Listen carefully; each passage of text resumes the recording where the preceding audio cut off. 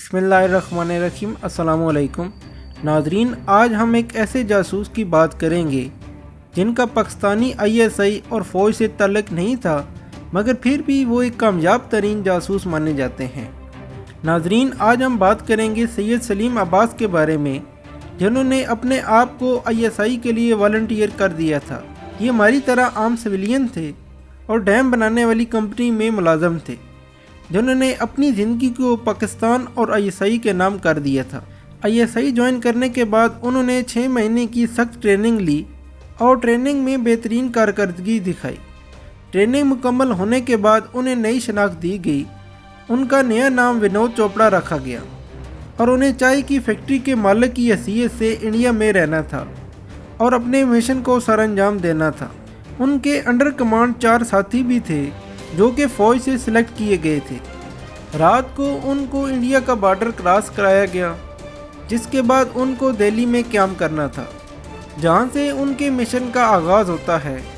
پہلے مشن میں انہوں نے اپنے تیز دماغ اور چائے کے کاروبار کی حیثیت کو بروئے کار لاتے ہوئے بہت سی اہم خفیہ معلومات نکال لیں، جن میں پاکستان کے خلاف منصوبہ بندی کی جا رہی تھی۔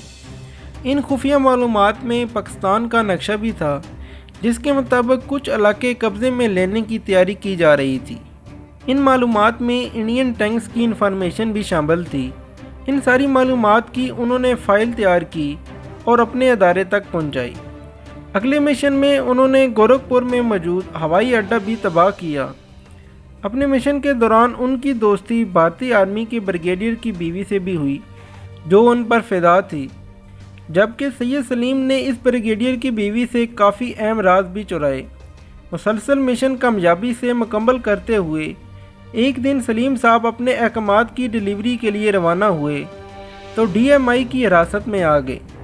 ناظرین، DMI انڈیا کی ایک سیکرٹ ایجنسی ہے جس میں سلیم صاحب نے 1 ماہ اور 6 دن تک 3rd ڈگری تشدد برداشت کیا، لیکن آپ DMI کے 2 گارڈز کو ہلاک کر کے یہاں سے فرار ہونے میں کامیاب ہو گئے اور بمبئی پہنچ گئے، جبکہ بھاگنے کے بعد ان کی تصاویر بھارت کے تمام اخبارات میں شائع کی گئیں اور اطلاع دینے پر بھاری انعام بھی رکھا گیا۔ ممبئی میں مشہور زمانہ گینگسٹر حاجی مستان اور یوسف پٹیل سے بھی ان کی ملاقات ہوئی۔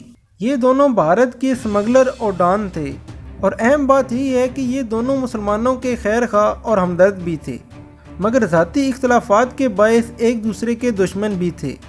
مگر پاکستانی مارخور نے ان دونوں کی صلح کروائی اور ان دونوں کو متحد کیا، اور پھر ان دونوں کے ہر دل مہمان رہے۔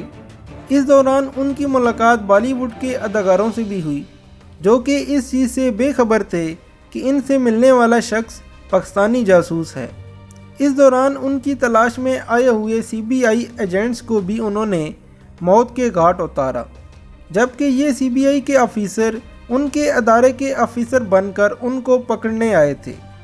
اس کے بعد ان کو پاکستانی انٹیلیجنس سے ایک نیا مشن سونپا گیا تھا۔ اس نئے مشن کے مطابق انہیں ان بھارتی ملٹری جاسوسوں کو کاؤنٹر کرنا تھا، جو کہ نیپال کے ذریعے پاکستان میں جاسوسی کرنے جا رہے تھے، جن میں 1 عورت اور 2 مرد شامل تھے۔ ان 3 DMI جاسوس کے ساتھ ساتھ 10 اور جاسوس بھی پاکستان بھیجے جانے تھے۔ سلیم صاحب کے ساتھ 2 چینی ایجنٹ بھی اس مشن پر بھیجے گئے تھے۔ اگلے روز سلیم صاحب نیپال میں موجود پاکستانی سفارتخانہ پہنچ چکے تھے۔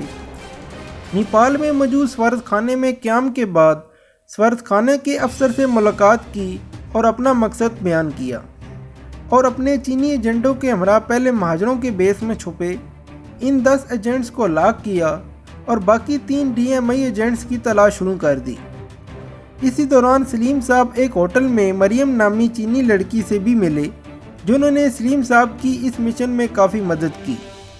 چینی لڑکی مریم کی مدد سے انہوں نے DMI کی رکن لڑکی کو پکڑا، جس کے بعد اس نے اپنے دونوں ساتھیوں کو بھی پکڑوا دیا، جنہیں سلیم صاحب نے ٹھکانے لگا دیا۔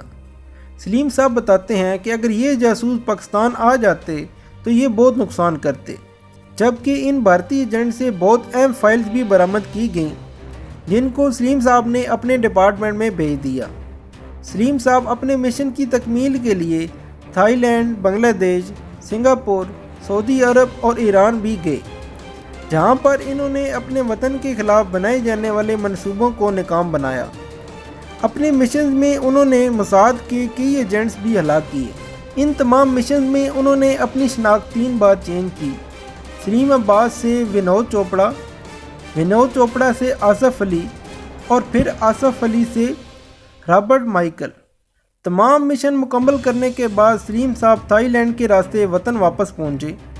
3 ماہ کے میڈیکل چیک اپ کے بعد کلیئر کر کے ان کو ریسٹ دے دی گئی، لیکن کچھ دنوں بعد ایک ہائی کلاس سول افسر نے انہیں اپنی ذاتی مقصد کے لیے بنگلہ دیش روانہ کیا، جہاں سے انہوں نے اس سول افسر کی فیملی کو صحیح سلامت پاکستان واپس لانا تھا، اور یہ کام بھی انہوں نے کامیابی سے سر انجام دیا۔ بڑی بڑی ایجنسیوں کو دھول چٹانے والا یہ نوجوان 2002 کی ایک شام کو خالقی حقیقت سے جا ملے اور ملیر کینٹ کراچی میں سپرد خاک کیے گئے۔ پاکستان کی تاریخ ایسے گمنام ہیرو سے بڑی پڑی ہے۔ ناظرین، ایسی مزید ویڈیوز کے لیے ہمارے چینل کو سبسکرائب کریں۔ اگر ہماری ویڈیو اچھی لگی ہے تو اس ویڈیو کو لائک اور شیئر کریں، اور اپنے خیالات کا اظہار کمنٹ سیکشن میں ضرور دیں۔ شکریہ۔